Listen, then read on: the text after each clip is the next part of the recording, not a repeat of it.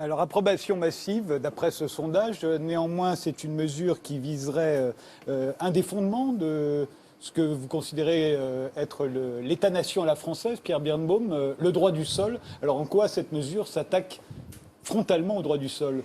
D'abord, je pense que les sondages, un personnel politique digne et républicain doit pouvoir aller à leur rencontre. Prenons l'exemple de Robert Badinter et de Mitterrand.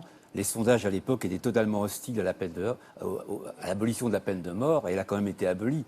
Je pense que les détenteurs du pouvoir suprême en France doivent effectivement demeurer fidèles à l'exceptionnalisme de cette nation, qui repose sur le droit du sol. Il n'y a que la France et les États-Unis qui ont effectivement instauré le droit du sol depuis des siècles.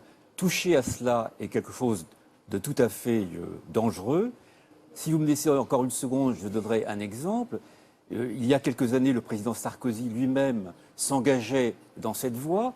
À l'époque, François Hollande et Manuel Valls ont violemment condamné je cite, ce climat nauséabond. Et je voudrais citer une phrase d'un collègue juriste remarquable qui est disparu malheureusement, qui me paraît résumer l'ensemble de notre problème.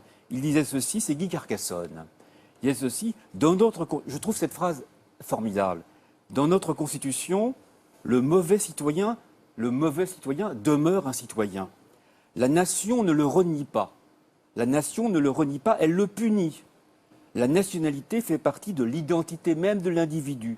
Et je pourrais ajouter que le djihadiste français reste toujours un Français. Il doit être puni, bien évidemment. On doit lui ôter ses droits civiques. On doit lui ôter le possibilité de voter, d'entrer à la fonction publique.